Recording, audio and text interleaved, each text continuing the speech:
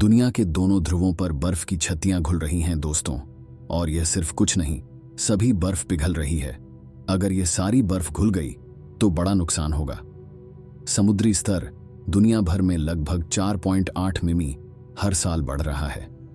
वैश्विक तापमान बदल रहा है, जिसके कारण हिमश्रेणी और बर्फ पिघल रहे हैं। और जलवायु वैज्ञानिक अनुमान लगाते हैं कि पृथ्वी का औसत तापमान वर्तमान 14 डिग्री सेल्सियस से 27 डिग्री सेल्सियस तक बढ़ सकता है। इस गति में आप देखेंगे समुद्री क्षेत्रों में भयानक बढ़ाव। दोस्तों, दुनिया के कुछ हिस्सों को समुद्र में पूरी तरह से खो देना पड़ेगा। लेकिन अगर दुनिया की सारी बर्फ खुल जाए तो चीजें जल्दी खराब हो जाएंगी दोस्तों।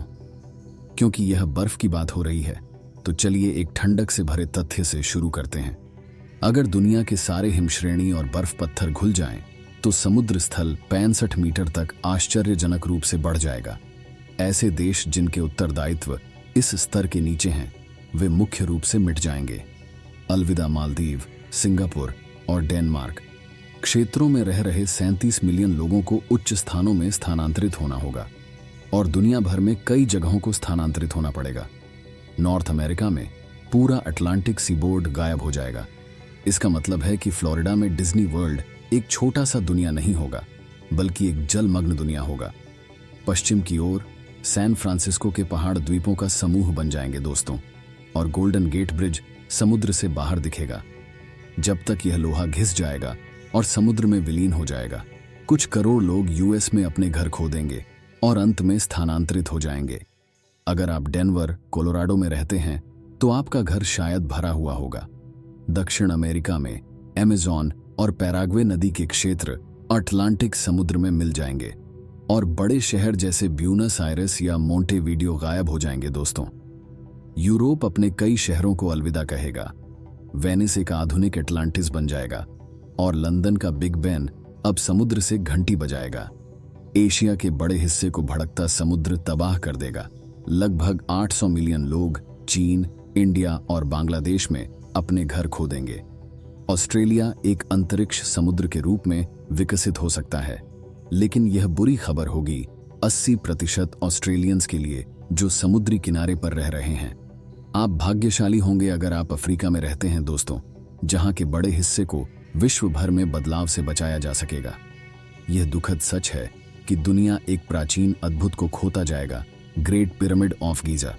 इससे मेडिटेरेनियन में डूब जाएगा, लेकिन महाद्वीपों का बहा जाना सिर्फ आइसबर्ग का एक टिप होगा। दुनिया 90% अपने शुद्ध जल खो देगी। यह है एंटार्कटिका के बर्फ पत्थर में स्टोर होने वाला जल। यह बर्फ का पानी समुद्र के साथ मिल जाएगा और इसके नमक स्तर को गंभीर रूप से बिगाड़ देगा। कई जलजीवी जंतु जो नमक जल में जीने के लिए विकसित हो गए हैं, वे नष्ट हो जाएंगे।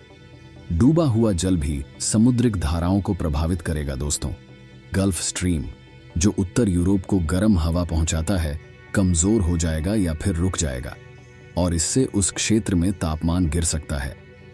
यहां और भी बुरी खबर है दोस्तों। बर्फ के पानी में कुछ विषैले पदार्थ जैसे डीडीटी स्टोर होते हैं, और आर्कटिक परमाफ्रॉस्ट में मर्क्यूरी का 90% होता है। जब यह विषैले पदार्थ और तत्व नदियों, झीलों और भूजल संचयों में पहुंचेंगे, तो यह बहुत से लोगों को नष्ट कर देंगे। परमाफ्रॉस्ट का घुलना भी उन माइक्रो ऑर्गेनिजम्स के लिए एक खाना बन जाएगा जो अंदर फ्रीज हो गई जीवित वस्तु को खा लेते हैं। यह जीव बहुत से ग्रीन हाउस गैस छोड़ेंगे, जो विश्व का तापमान 3.5 डिग्री सेल्सियस तक बढ़ाने का कारण हो सकते हैं। अधिकांश जीवित वस्तु इस आपदा को नहीं सहन कर पाएंगी। लेकिन दोस्तों, मेरे पास आपके लिए अच्छी खबर है। वैज्ञानिक अनुमान लगाते हैं कि सारी पृथ्वी की बर्फ रातों रात नहीं पिघलेगी। अगर जलवायु परिवर्तन इसी गति से होता रहे तो यह 5000 वर्ष लगेगा। लेकिन अगर हम अपनी जलवायु नीतियों में गंभीर परिवर्तन करना शुरू करते हैं, तो शायद हम इसे पूरी तरह से बचा सकते हैं।